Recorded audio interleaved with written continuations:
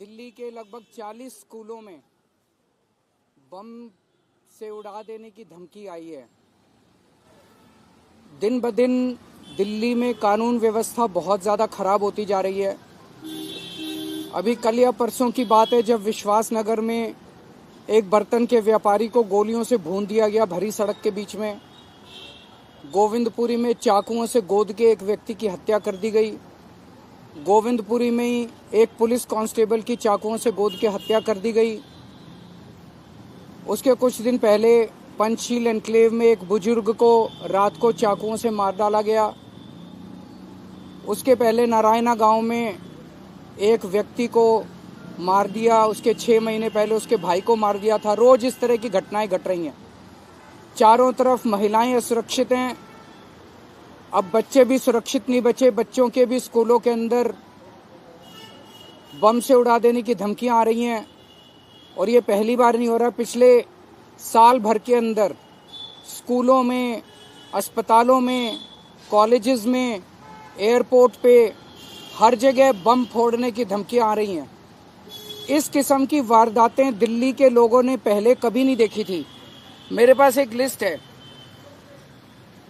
1 मई को दिल्ली एनसीआर के 200 से ज्यादा स्कूलों को बम से उड़ा देने की ईमेल आई थी, जिसके बाद स्कूलों को खाली कराया गया और बच्चों को उनके घर भेज दिया गया।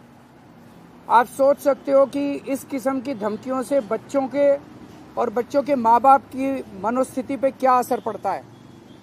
हर व्यक्ति दहशत में आ जाता है।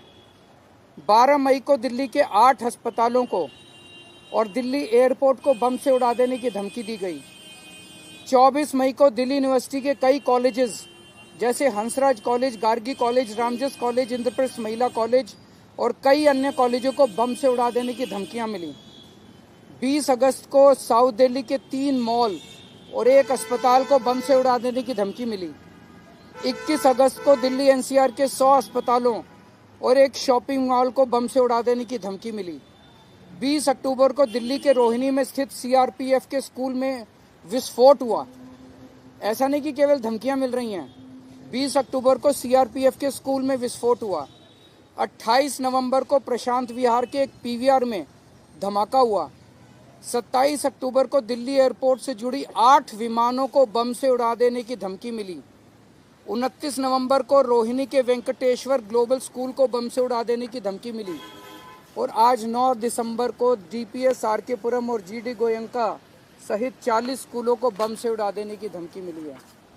मैं अमित शाह जी से हाथ जोड़ के विनती करना चाहता हूं। दिल्ली की जनता आपसे जानना चाहती है कि आप दिल्ली के लोगों को सुरक्षा देने के लिए क्या कर रहे हैं। दिल्ली के लोग आपसे कुछ नहीं मांग रहे। हमें राजनीति नहीं करनी, हमें केवल सुरक्षा चाहिए और सुरक्षा देने की जिम्मेदारी आपकी है। आपको सुरक्षा देनी पड़ेगी। आज मैं मांग करता हूं कि अमित शाह जी दिल्ली आएँ, दिल्ली वालों के बीच में बैठें और दिल्ली वालों को ये भरोसा दें कि वो दिल्ली के लोगों को कैसे सुरक्षित कर रहे हैं। अगर आपके 1-2 क्वेश्चन है तो सर, मनीष जी की सीट बदली की चर्चा अभी इसके ऊपर बात करते हैं। वो सारी तो सर, पिछली बार जो धमकियां मिली थी 200 स्कूल्स को, उसमें कोई कार्रवाई अब तक हुई? अगर ये होती तो क्या? अगर वही मैं कह रहा हूँ कि ये इतनी सारी धमकियां मिल रही हैं। अमित शाह जी बताएं कि इन सारे धमकी देने वालों को किसी को पकड़ा? आज तक एक भी आदमी पकड़ा गया? मतलब 200 स्कूल उड़ाने की धमकी दे रहे हैं, एयरपोर्ट उड़ाने की धमकी दे रहे हैं, फ्लाइट उड़ाने की धमकी दे रहे हैं, अस्पताल उड़ाने की धमकी दे रहे हैं, कॉलेज उड़ाने की धमकी दे रहे हैं, मॉल उड़ाने की धमकी दे रहे हैं, स्कूल उड़ाने की धमकी। कोई पकड़ा क्यों नहीं जा रहा दिल्ली के अंदर? किसी को भी पकड़ने में कामयाब क्यों नहीं हो रही दिल्ली पुलिस? अमित शाह जी क्या कर रहे हैं? अमित शाह जी चुप क्यों बैठे हैं?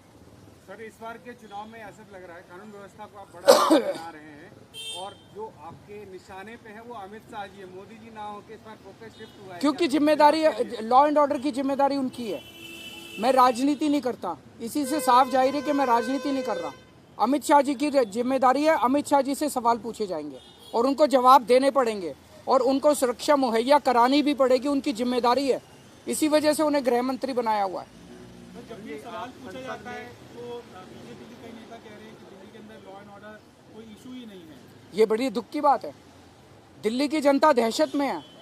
बम की धमकियां मिल रही हैं, व्यापारियों को फिरौती की धमकियां मिल रही हैं, बुजुर्गों के कत्लेआम हो रहे हैं, बच्चों के स्कूल उड़ा देने की धमकियां मिल रही हैं और बीजेपी के बड़े बड़े नेता कह रहे हैं कि लॉ एंड ऑर्डर कोई मुद्दा ही नहीं है, उनके लिए मुद्दा ही नहीं है। अगर उनके लिए मुद्दा ही नहीं है तो सुरक्षा कैसे प्रोवाइड करेंगे वो? संसद में संजय सिंह ने लगातार इस मुद्दे को उठाने के लिए 266 का नोटिस भी दिया, लेकिन संसद चल नहीं पा रही, इस पर चर्चा नहीं हो पा रही। होनी चाहिए चर्चा, संसद में भी चर्चा होनी चाहिए, सड़कों पे भी चर्चा होनी चाहिए और इन लोगों को बताना चाहिए क्या कर रहे हैं इसके बारे में। सर, ऑटो वालों के साथ आपने आज चाय की, इमोशनल तस्वीर भी आपने पोस्ट की है जिसमें आप ऑटो वालों के साथ एक बहुत पुराना रिश्ता है मेरा, और 2013 में जब हम चुनाव पहली बार लड़े थे तब से इन्होंने हमारा साथ दिया है। हमने भी जब हमारी सरकार बनी ऑटो के भाइयों को हमने सम्मान की ज़िंदगी दी, उनके काम करने में जो जो तकलीफ़ें आती थी उन तकलीफ़ों को हमने दूर करने की कोशिश की। तो एक परिवार जैसा माहौल होता है जब मैं ऑटो वालों से मिलता हूँ। तो आज भी जब मैं उनके साथ मिला, उनके साथ बैठ के चाय पी, मुझे बहुत अच्छा लगा।